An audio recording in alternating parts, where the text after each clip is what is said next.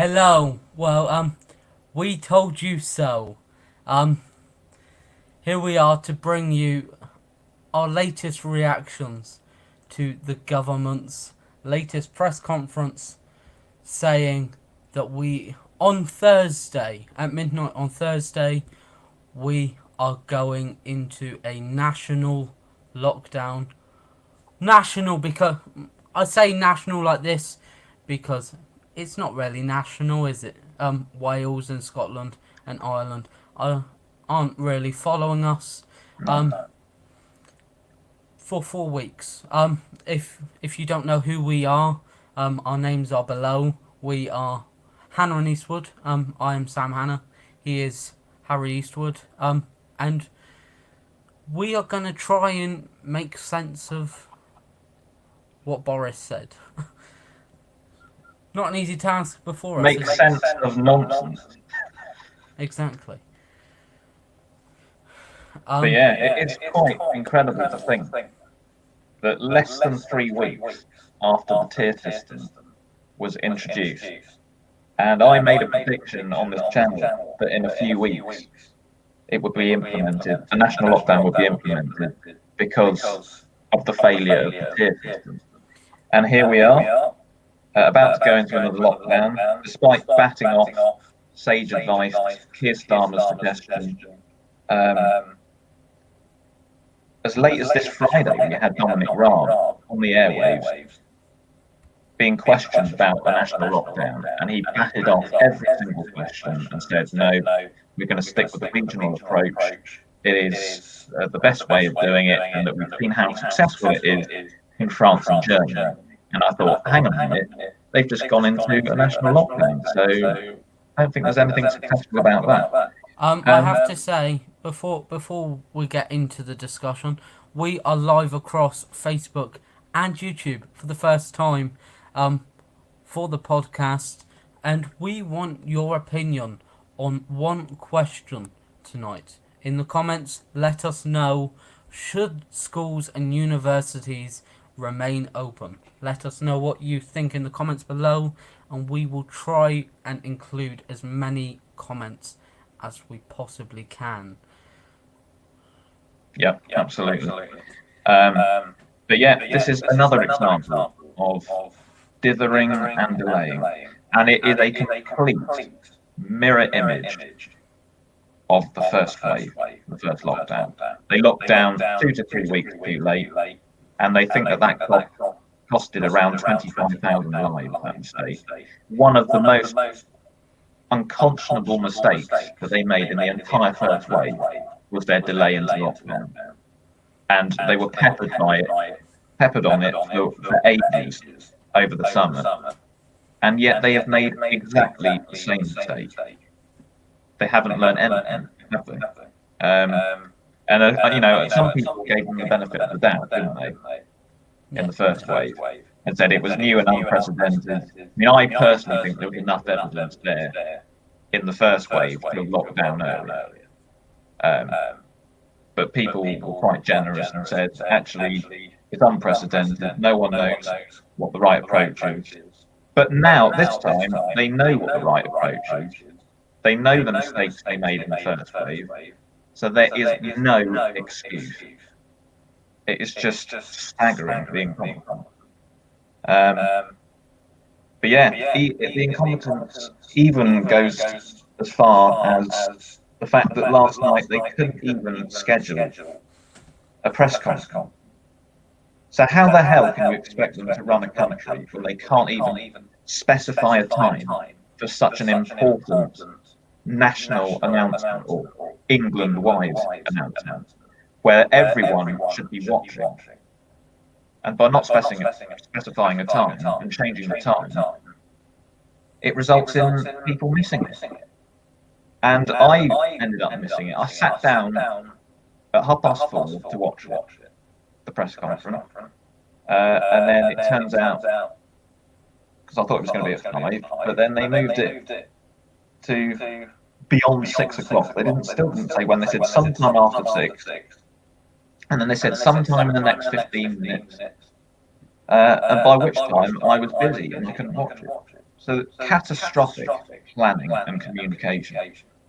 And Horrendous. many people were frustrated. I for one had to cancel my plans.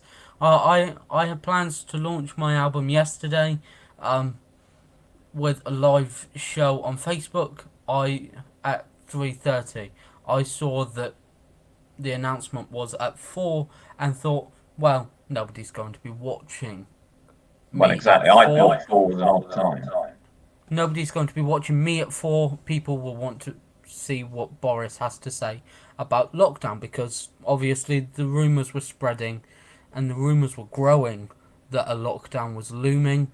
So I decided to push it back to today, only to find out that my plans could have gone ahead yesterday afternoon. And the government have just shown their incompetence. Absolutely. Because when you can't arrange a time for a press conference to the media, what makes you think that you are the right sort of people Exactly. to run a country? It is staggering.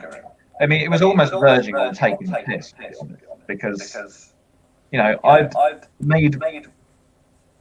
designated time out of my day to sit down and watch it, because I thought this is, you know, a crucial announcement. I need to know what's going on here. After all the leaks to the media that went on, that's another scandal. That the media will leak this information by someone in the cabinet, who I'm sure, I don't think we'll ever find out who that was, but clearly one of them leaked a load of stuff, because on Twitter, before the press conference itself, Laura Kuenssberg and Robert Peston seemed to know exactly what was going to be said, and they were outlining what Boris was going to announce, basically, before he'd announced it. Yeah. It's so unprofessional. It's corruption. And then you have the rest of the media who probably didn't get the memo of what was going to happen. Almost building rumours to scare people into belief. We've seen over the whole pandemic the whole idea of media scaremongering people into believing certain things about the pandemic. The pandemic has been absolutely awful to this country, to the world. But what the media are spewing, certain newspapers, for example, isn't 100% true, and it's trying to manipulate the reader into believing that it's true. And you have people now believing that the coronavirus is a conspiracy. Absolutely. It's dangerous. It was created in a lab in Wuhan. When you give me the proof that A, the coronavirus doesn't exist, and B, that coronavirus was created in a lab, we can talk. But at this point in time, these are conspiracy theories that nobody has any proof for. And another point is, what you gain by having that mentality of thinking that this is all a hoax, we're going to defy the rules, we're not going to abide by this. We're not going to get back to normal if people are thinking this way and are messing around and are not following the rules and taking it seriously. The easiest way we can get back to normal is that everyone abides by the rules and the government get a handle on it. That's the way we do it. It doesn't help when you see Donald Trump in the White House get coronavirus, go into hospital, then a few days later he comes out saying, I feel great, I've never been better. It just makes the whole thing look absolutely stupid, and makes it look completely overrated and over exaggerated, which it isn't. No. When you look at the UK and the US death tolls, it's absolutely appalling compared to the rest of the world. So how can you take it as a joke? Well, people are often comparing it to like other causes of death. So they're saying that cancer deaths are higher, that sort of thing. All of these other conditions that aren't being treated and stuff. But the thing is, things like cancer, yes, they should be getting treated, and that's another scandal. It's down to the government to be ensuring that people with other medical problems also get treated, and they're not doing that. So that's a major problem. No, Um, when you've got the health secretary trying to almost threaten the public into obeying what they want by saying if you don't obey our rules regarding COVID-19, we're not going to treat cancer patients. That's an absolutely appalling thing it's a scandal. to say, and I think they should be ashamed of themselves. Matt Hancock, um, whoever's idea it was to make him health secretary, Dominic Cummings deserves a probably. round of applause because they've obviously pulled off the biggest hoax in the world in 2020. So yeah, it makes no sense. No, none at all. Right, we get on to explaining what the next lockdown consists of then. Yes. I believe you've got the point. So we will now break down, or we will attempt to break down, what we are and what we're not allowed to do. Remember to get those comments in. Should schools and universities remain open? Let us know what you think in the comments below, and we'll get onto that debate a little bit later. Another key question I would like to ask people is, do they think that 4 weeks will be enough? Because I'm very sceptical at this point, having left it this long, that 4 weeks is going to be enough to get the R rate below 1, which is apparently the parameter for releasing into the peer system. The R rate has got to be below 1, and at the moment, it's nowhere near 1. So I don't believe that 4 weeks and having schools open and universities open is going to succeed in bringing down the R rate to below 1. Others may think otherwise, but even Michael Gove said today in an interview, he hinted that it may be longer than December the 2nd. Whereas Boris is saying that after December the 2nd, the restrictions would be eased and we would go back into a regional tier system. So it goes to show that communication in the government is about as clever as and about as capable as a chocolate teapot. Exactly. In fact, I think it would be a better problem, to be honest, a chocolate teapot. And if I could just say before we go into the lockdown rules and restrictions, we all saw lockdown coming. We were predicting it on the chat. We've been predicting it on the channel for ages, for some time. I was given this analogy today because I said everybody saw lockdown coming, but there was no warning.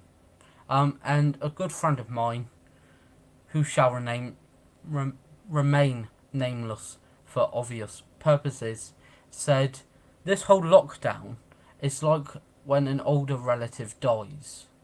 When an older relative gets ill, you know that they're going to die.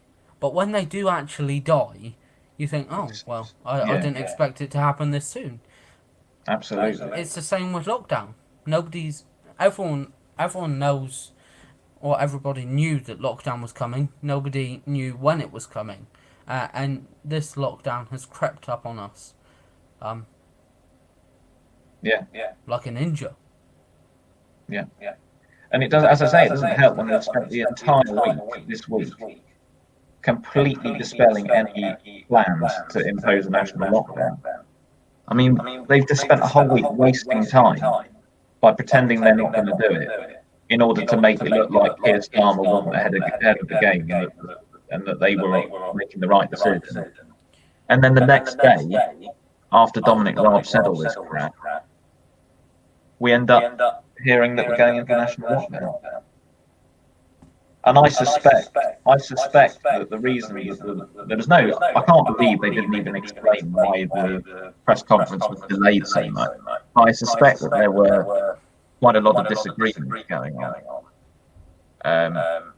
because I reckon a lot of people didn't see it coming even in the cabinet, and so they were obviously trying to reach some sort of agreement. Nobody in the cabinet saw it coming because Boris, even in his press conferences, said the tier system is the best system in the world.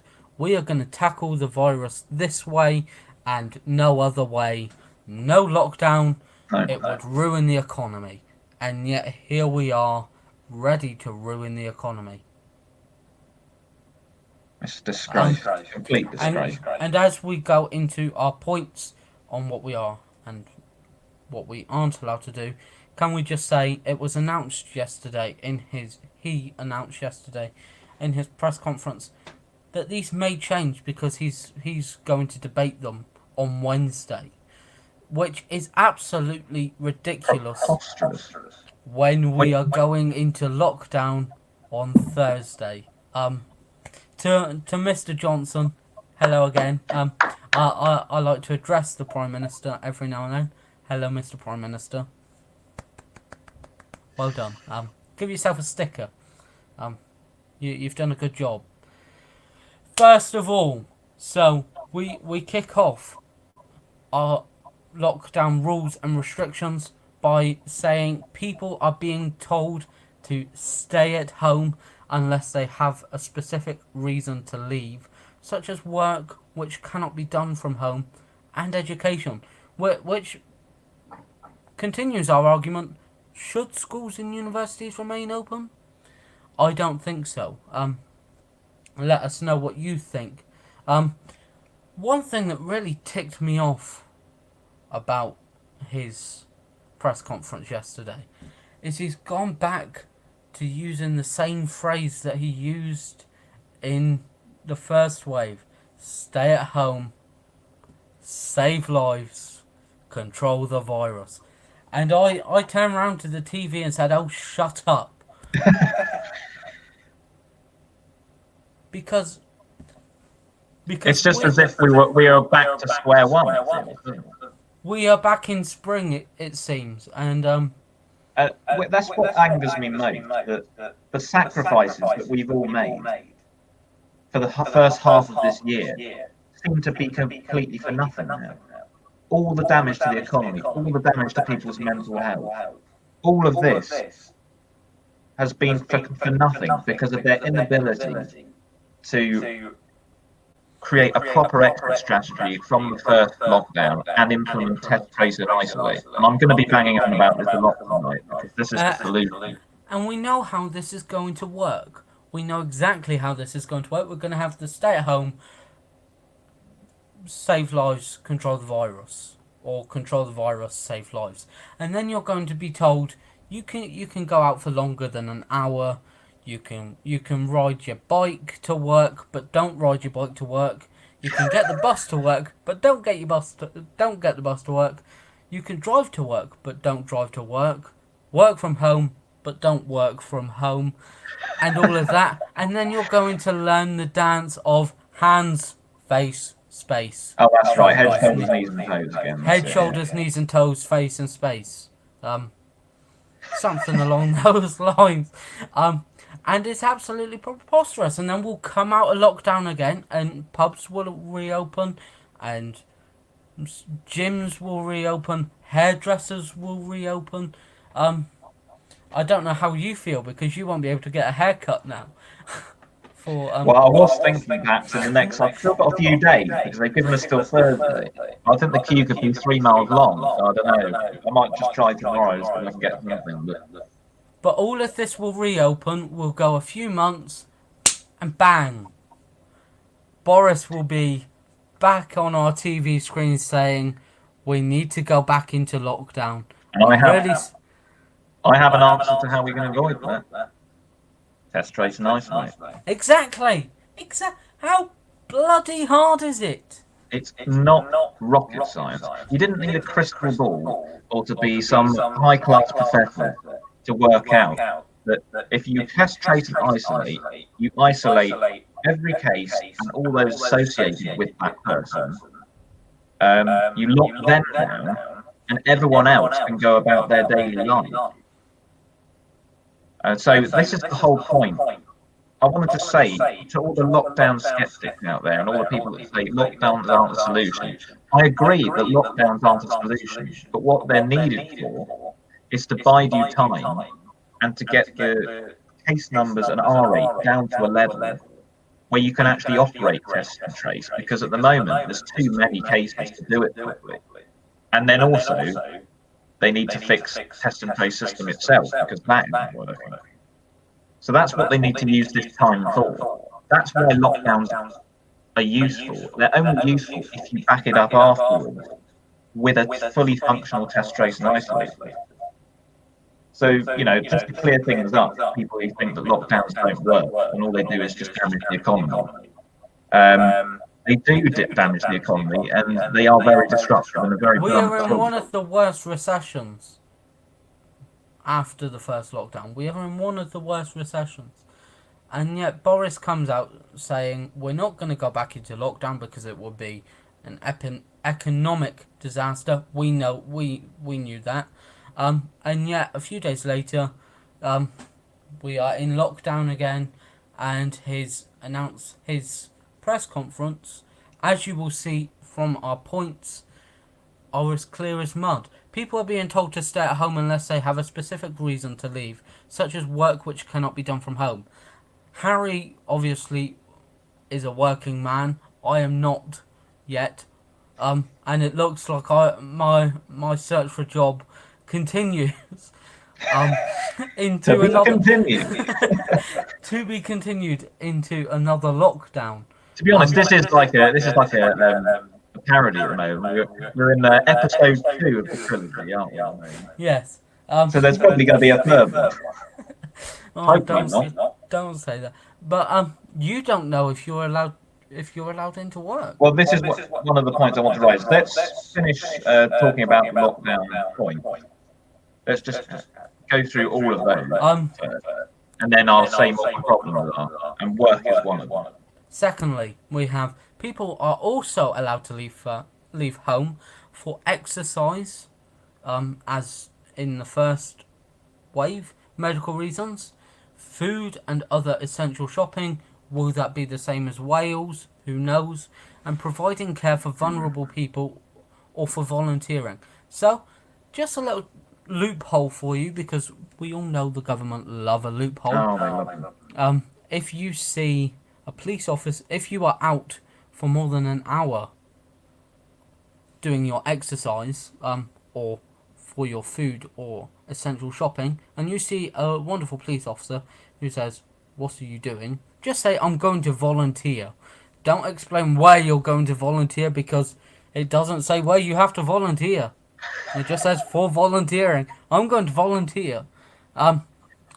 Thirdly, meeting indoors or in private gardens will not be allowed, but individuals can meet one other person from another household outside in a public place. But how will they know? If you're walking in a two, if I meet a female, how do they know that we're not living together? They don't. There's no proof. Apart from the Unless fact they tell you to carry your passport. Apart from the fact, if I'm seen with a female, something. I was going to say, I've been so lucky. I might be worth a time, actually, if I can get a girlfriend. Point number 4. Next slide, please. Pubs, bars, restaurants, and non-essential retail across the nation will close. But, and there's always a but, takeaways. So any pub can say, "We're now offering takeaway," and click and collect shopping can remain open. Yeah. Leisure and entertainment venues, including gyms, will also close. But construction sites and manufacturing workplaces remain open. Now that's the same as before. That's exactly the same as before. Who knows why? people are still allowed to form support bubbles, This is different. and children can move. And this bit is the same as the first wave. Children can move between homes if their parents are separated. Clinically vulnerable people are asked to be especially careful, but children are not being asked to resume shielding. I can't contemplate this particular rule. The vulnerable people are precisely the people that should be shielding. Exactly. So why are they saying to those groups, don't worry about shielding so much, but they're telling everyone else, you must shield? Complete nonsense. But then, anyone who loves football as much as myself will also have heard the news that the Premier League, the Champions League, and all other leagues will be continuing, meaning that English leagues such as Manchester United, in English teams such as Manchester United, Liverpool, Manchester City, who are partaking in Champions League and Europa League this season, can travel abroad as early as this week to play international games. And yet, because they're in their bubble, because they're in their little football bubble of a team, they don't have to isolate and they don't have to quarantine. No. Why? They could be bringing the virus back into the country. They then go home. They see their partners. They see their children. They give the virus to their partners and their children. Children go to school. Partners meet up with friends. And again, the virus just gets bigger and bigger and bigger and bigger. Come on. It's just infuriating double standards that make no sense whatsoever. And I just can't understand how there's not one person who sits around that cabinet table and thinks, no, sorry, this doesn't make any sense. We can't do this. We've got to think of another way of doing it. How can they possibly look at that and think that's going to work and that's acceptable? Because it's the rich getting richer and the poor getting poorer. And to be honest, we asked the question why lockdown came now. And part of me thinks we've gone into a lockdown because the news has gone viral, but it's taken the focus off of Marcus Rashford and the Tory MPs voting against. That's right. It could be a diversion strategy. Against free school meals. It's a brilliant diversion, but it's a diversion that the government need to know could potentially destroy the country's economy. Well, yeah. But there's no doubt about it. This lockdown's needed. I mean, it really is. In terms of the numbers, there's no other thing. There's no other thing we can do at this point because they've left it this late. They obviously showed the data before Boris said we're going to. Honestly, those graphs are so misleading. Yes, and the southwest was actually not the worst. But it's getting bad. But it's getting bad. The whole country is getting bad, and the only way we can tackle it is by doing a lockdown. But we can't afford to do what we did in the first wave, where we keep extending it and extending it and extending it. We need to know how long this is going to be. And again, we ask the question, is 4 weeks really enough? I don't believe so. I really don't. I think if they implemented it a few weeks ago, like it was recommended by Sage and Keir Starmer, then we might have had a chance of exiting fairly quickly, and it wouldn't have had to have been so harsh. But we've got to the point now where it's verging on the sort of numbers we were looking at when we went into lockdown in March. And we know how long that took to get the R rate below 1. So the key thing here is to use the time to get test, trace, and isolate forward.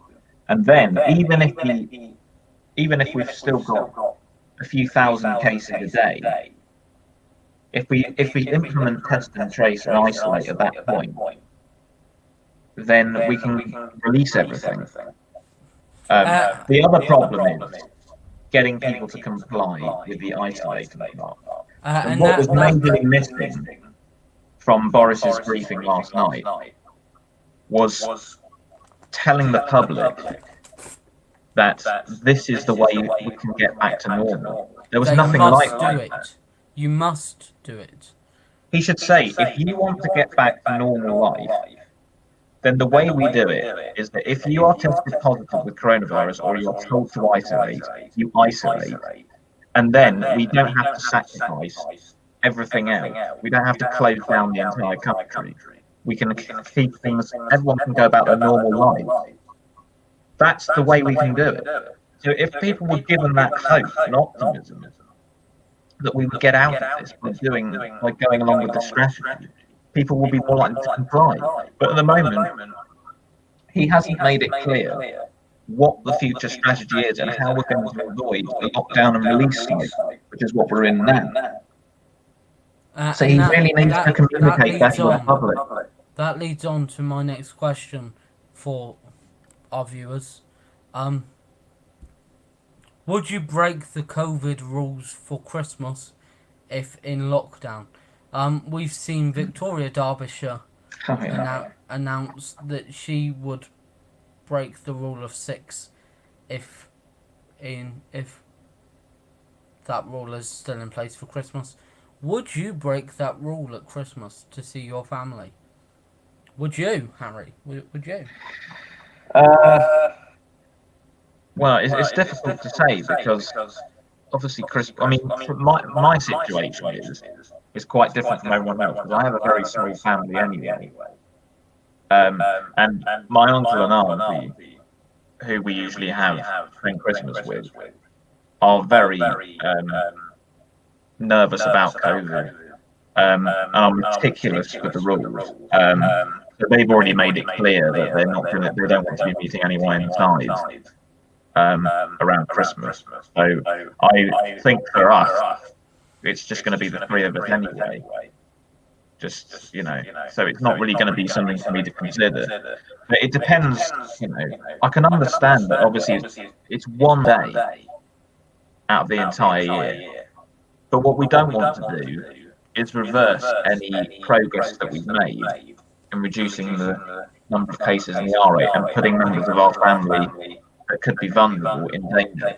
So that's the cost-benefit analysis you've got to do. What would you do? Well, my question is, yes, it's only one day, but would the virus stop for one day? It wouldn't. Would it be like Germany Germany and England in the First World War, where they call a truce and they all have a wonderful game of football? Are we all going to be friends with COVID for Christmas Day, and then all of a sudden, Boxing Day, we're all going to be back in battle with it? I don't think so. Again, we need to be taking this seriously. I have quite a large family. Exactly, that's what I was thinking. It's different for you. For me, it's not. I don't have to contemplate thinking about breaking the rules because our situation is well inside the rules anyway, as it is. But I agree with you. I do think that if you risk one day with large family meetups, I mean, as you say, you've got a family. You could have as many as how many people would you normally have at Christmas? Well, I have 4. There are seven in my main family, and then three of my sisters have partners, so that goes up to 10. And then I've also got 4 nieces and nephews, so that's 14. So basically, the entirety of them come to your house at Christmas. Yes. So actually, that is quite a serious situation, isn't it? If you've got 15 people in there. I mean, none of them are particularly in the at-risk category, but all you have to think about is who they will then be seeing after Christmas Day, Exactly. and that they may be asymptomatic and be carrying the virus and spread it. This is the problem. I think the only way we can do it, if we are going to do it that way, if we are going to break the rules for Christmas Day, for that one day, if we are going to spend that one day as if it was a normal life, we need to be prepared to spend 14 days in quarantine. Isolation. Or you get a COVID test, but good luck with that at the moment. You can't get a second COVID test. Well, you can't get a COVID test unless you go into Boots and pay £120 for one, which gives you a result in 12 minutes. Yeah. Well, there is a little bit that Boris added on the end. Did you hear about that? About the new test that they've got? No. Apparently, there was a mention of these new rapid tests that they've got, which will be able to give you the result in 15 minutes. Sounds like the Boots one. But apparently they're ramping that up on a mass scale. That would be extremely handy. It would be handy. No doubt. It would be very handy and almost believable if we didn't hear this whole thing in the first lockdown. In the first wave, we heard it all before. We're paying for a vaccine. We're paying for tests. We're paying for PPE. And yet here we are, 7 months later, in the same boat. Absolutely. Mad. Up a very tiny creek without a paddle. Yeah. Well, we're in a sinking ship at the moment. Exactly. With no captain, unfortunately, because Boris Johnson is not a captain. He's not even a prime minister. I was having a conversation with the same friend yesterday, about Conservative leaders, because obviously, myself being a Labour supporter, I have to say, the Conservatives have had some very good leaders. Margaret Thatcher, Winston Churchill, Theresa May. Theresa May was a very good leader. It's just a shame. She just got through the Brexit situation. And nobody in the Conservative Party liked her. They just threw her under the bus. But then again, you've also had some terrible prime ministers, such as David Cameron, who created the Brexit farce anyway. And Problem was he was good up until then, I thought. And our current leader, Boris Johnson, who is currently training to be a clown after he resigns, or after he's kicked out. Because I mean, he is, in my view, the worst prime minister this country's ever had. I can't see how else you can argue it, really. There's nothing good to say about what he's done. But then you also have to look at Labour and say that actually they've had some diabolical party leaders recently. They've had Ed Miliband was pretty ineffective.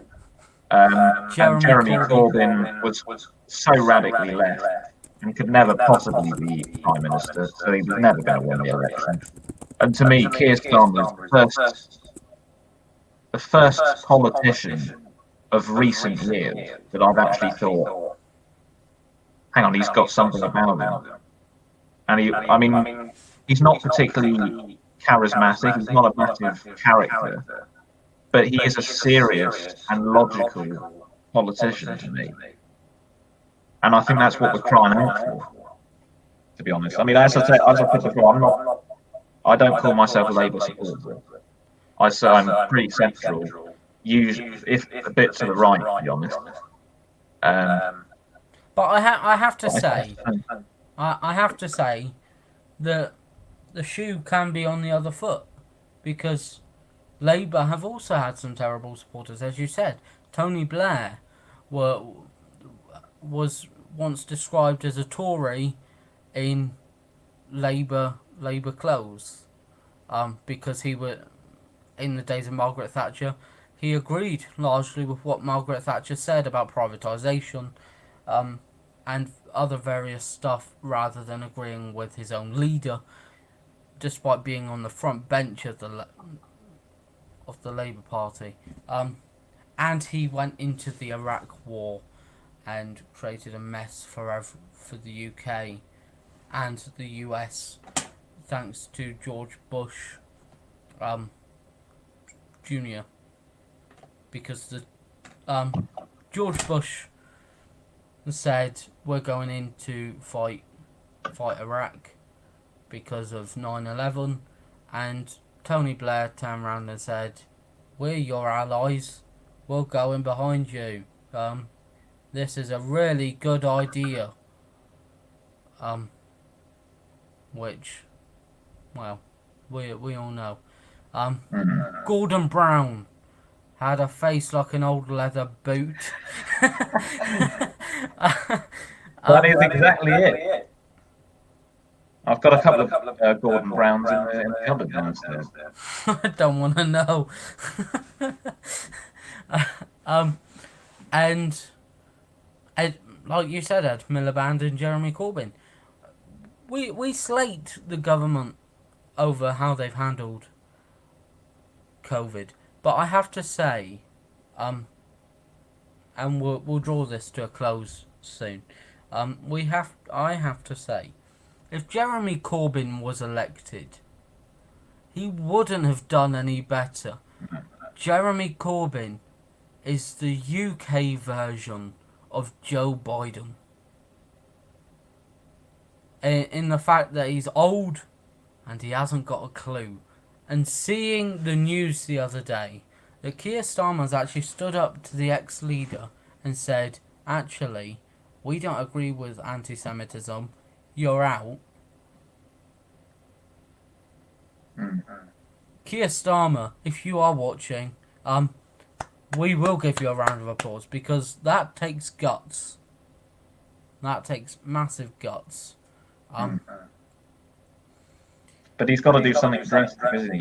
Because at the end of the last election, the Labour Party was completely buried, with no possible way of recovery, it looked like, until Keir came in. And you saw, I remember seeing his first interview, I think, and I thought, hang on a minute, he sounds actually quite good. And he's proved himself to be quite good. I mean, I've been a bit critical of him over the pandemic, and I think he's supported the government a bit too much. But recently, brilliant. I mean, they called him Captain Hindsight. People kept calling him, including Boris. Kept calling Keir Starmer Captain Hindsight. But in this instance, he was Captain Foresight, wasn't he? Because he called for a circuit breaker 3 weeks ago.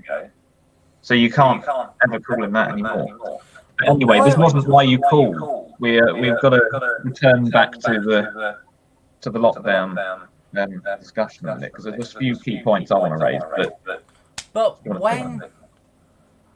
how long? It was 2 or 3 weeks ago that Wales and Scotland announced that they would be going into a 2 to 3 week circuit breaker.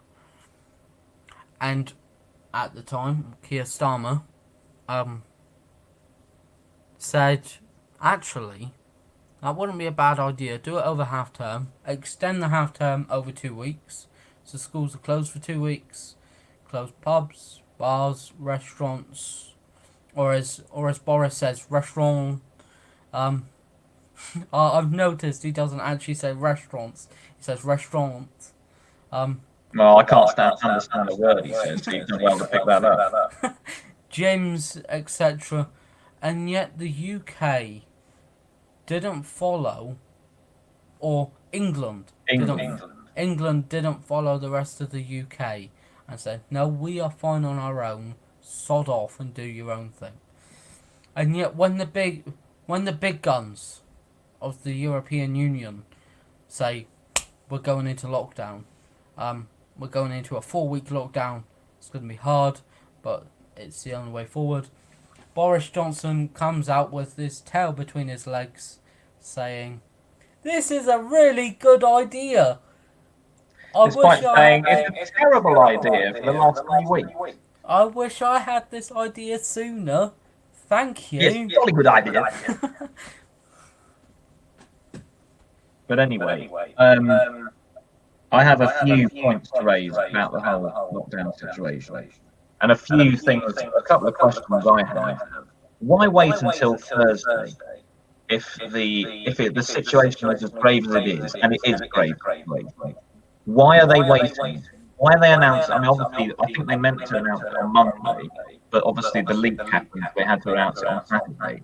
Why are we leaving it until Thursday to implement it? Surely this is going to make people go absolutely mad in the next few days, making the most of freedom, meeting up and having huge parties,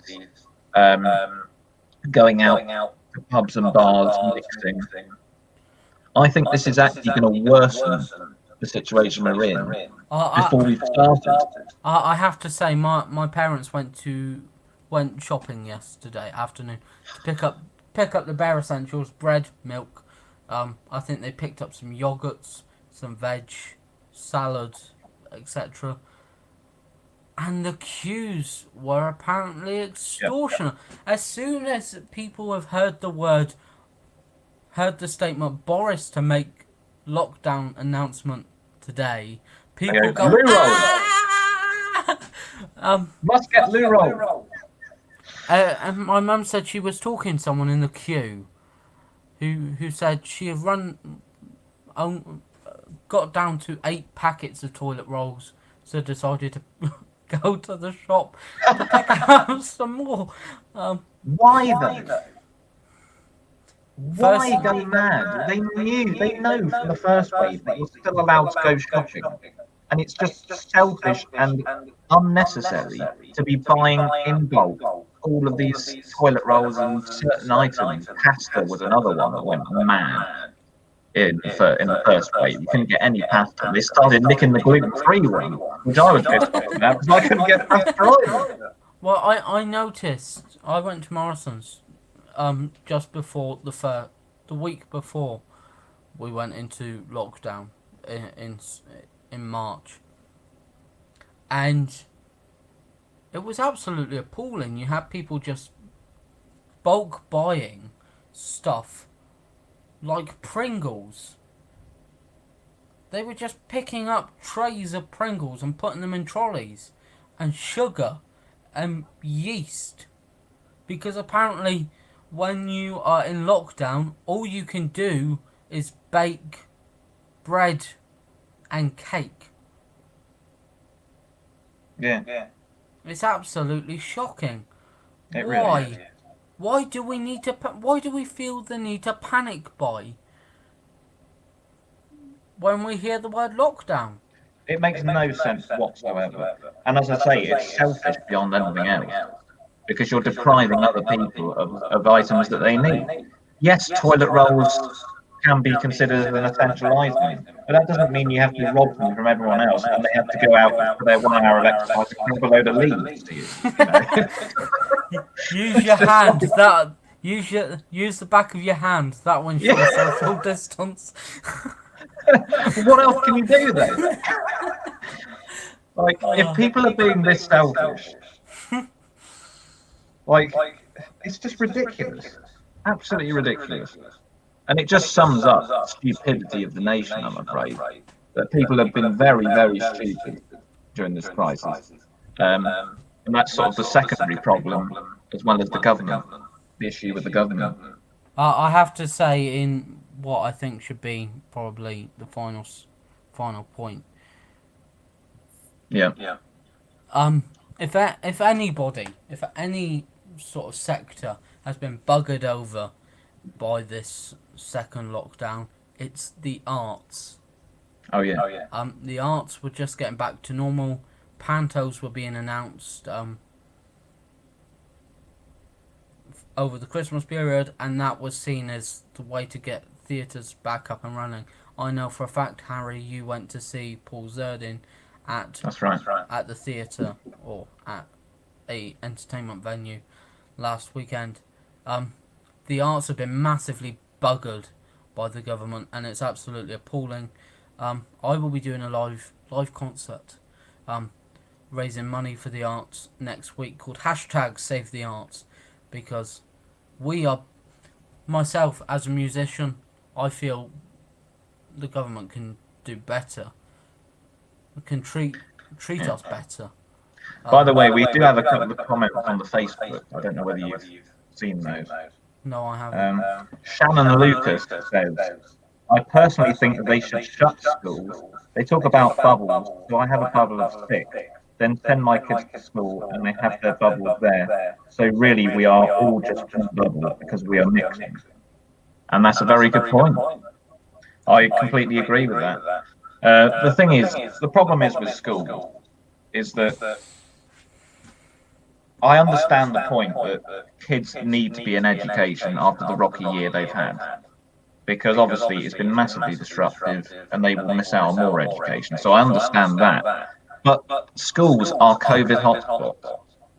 And this is why it was so significant when Keir Starmer presented the idea of a circuit breaker to hold it, including half term, because that's a natural break in the school calendar, which would have allowed you to have naturally had a break from school and reduce the R rate. So this is the problem now. We've left it too late. So I think they're going to have to be closed. Another comment, Shannon Lucas. Sorry, we haven't got the comments from. We haven't been getting the comments from the Facebook. Feeding through the Facebook. No. In regards to breaking COVID rules for Christmas, Shannon says, I wouldn't break the rule. Yes, Christmas is a family thing, but I'm sure people would rather just go by the rules. Makes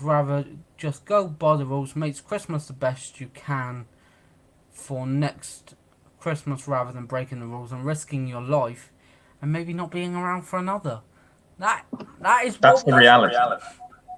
And Paige Bothmer says it was all the bleach.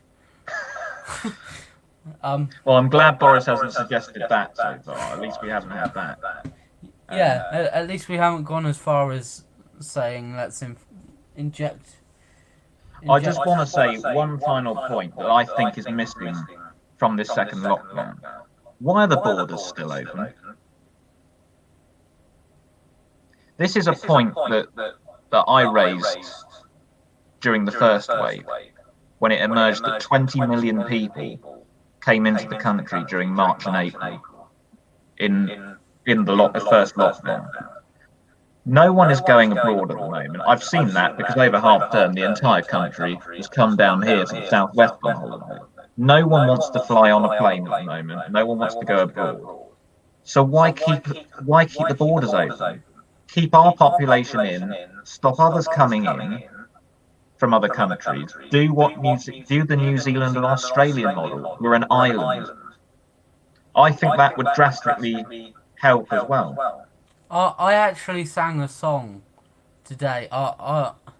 Obviously I did my album launch today, after the whole shambles of the delayed announcement yesterday, and I sang a song by Fascinating Aida called White's Blues, and the last line is, let's face it, Britain's finished, so I'm moving to New Zealand. And I added where they tackle a zero COVID. I don't think anybody got the joke, but it's true. Britain is finished. I think people will be thinking about emigrating to New Zealand because, let's face it, Britain, New Zealand, Jacinda Ardern has done an amazing job. Absolutely. Of tackling COVID. So I think and people have been accusing her of being dictator-like in what she's imposed. But it's and no one likes these things, but it's worked. You can see that they've reaped the benefits because they are now virtually back to normal life, except that they can't do international travel. But that's a price worth paying if you're able to open the rest of the economy and everyone else's liberties. So to all those people who are slagging her off for being a dictator. I'm afraid that is what's required to get a handle on a pandemic like this with no vaccine. So, congratulations to us to New Zealand. I wish I was there right now. Well, I have family in New Zealand, and we see them every Saturday for a quiz, and I can tell you this: they are a lot happier than we are, at the moment, because they are free.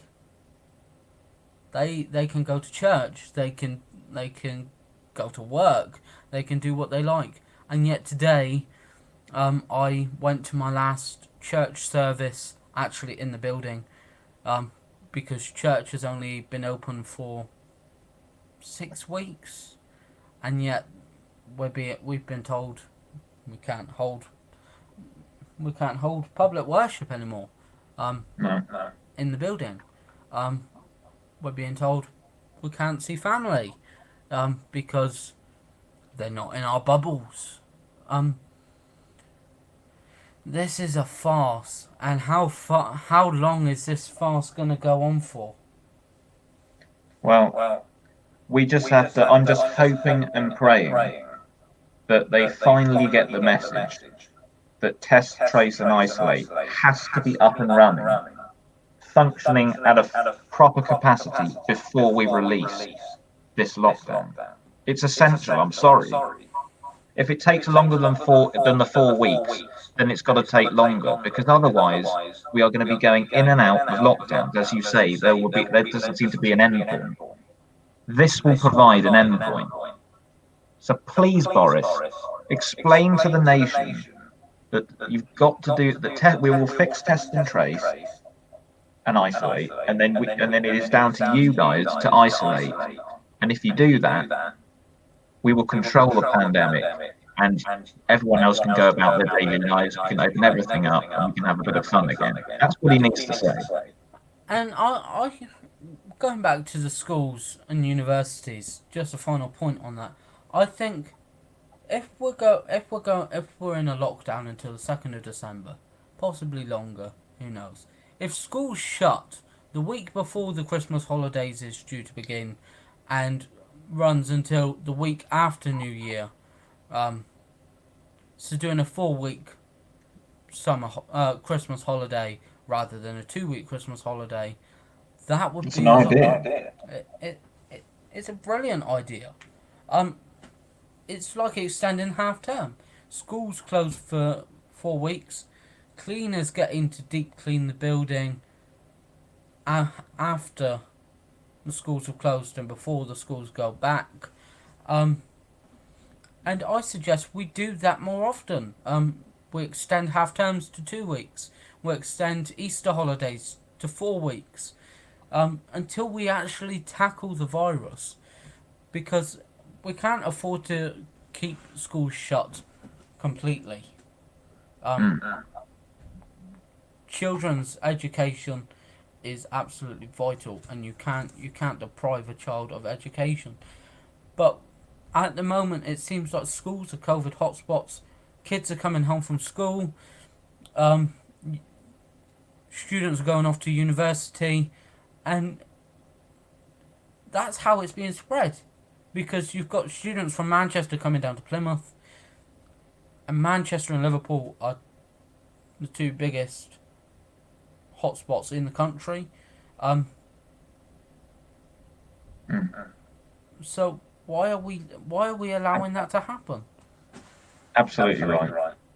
I mean, there's actually been a clear correlation when they were doing the tier system. All the major cities that were being placed into tier 3 areas, or were highlighted as at least tier 2 and having an explosion of cases, all had universities. And you could actually pinpoint that it was concentrated around the universities. And that's how it started in Exeter. Exeter, it all started at the uni, but then actually it gradually moved into the actual city as well. So Exeter became quite a hot spot for it. But you can see how easily this happens. When it starts from a university, it gets into the town. So I think we should Yep. bring that to a close. Make sure you like, subscribe, and follow us on Facebook at Hannah and Eastwood Get Real, or my individual page, Sam Hannah. Bit of shameless promotion in here. Instagram, Hannah and Eastwood Get Real, You can send me a film request if you like. Sam Hannah Comedy. Twitter at Hannah_Eastwood and at Sam Hannah Comedy. And we will get this right today. Like, subscribe, follow. It's all on your side. That's It's all all right. on my side, unfortunately. We will be back on Tuesday night, live on Facebook, live on YouTube, to bring you the build-up to the US presidential election. I'm actually really looking forward to it. I'm not sure, to be honest. I don't want any of these people to be in the president of the United States, but it's going to be fun. It's going to be fun talking about it and deliberating I mean, it. And what a perfect way to crown off a disastrous year. That's what I want. Exactly. After tonight, I think it's going to be it's going to be a great episode, and it's going to be something not to be missed. And I think get your thinking caps on, guys. Because we want you to let us know on Tuesday night. Election playlist 2020. In a world of the end of the, where we celebrate the Armageddon, where we celebrate the end of the world, what songs should feature on our playlist? And what songs should feature on the COVID playlist? Head, shoulders, knees and toes. That's obviously got to be there. We've got to have We Didn't Start the Fire. That's got to be there. Stop Particularly for the US election. the toilet rolls. I'm fed up of using my hand. 500 Miles can be in there for Dominic Cummings as well. That'd be good. Is this a way to Barnard Castle? Yeah, that's right. Anyway, So many absolute winners there. But yeah, please do let us know. let us know. Before And please comment on the video live as well to give us your thoughts when we build up the election. And do make sure, you, like Harry said, you watch on Tuesday night. We will be live on my profile on the Hannah and Eastwood Get Real Facebook page, which if you look at the scroller below, it is just plain and simple Hannah and Eastwood Get Real. And on YouTube as well. And on YouTube. So please give our channel a follow as well. We've got lots of content on there. And make sure you like, subscribe and follow to make sure that you see all of our brand new and exclusive content as and when it comes out. And we will also be live on YouTube. So if you prefer to watch on YouTube, then make sure you join us there. We are taking over social media, so you can watch us however way you like. We will be like Russia, controlling state TV. We will be on every channel. Sorry to disrupt your BBC One schedule. This is This is the build-up to the election. You're stuck with us for 3 hours. Yeah. Hopefully we won't be on for that long. No, I just realised that as soon as I did. I thought, hold on there. I've got to fall asleep for 3 hours. Anyway, I've been Sam Hannah. He's been And I've been Harry. He's been Harry Eastwood. It's good night from me. And it's good night for me. Good night.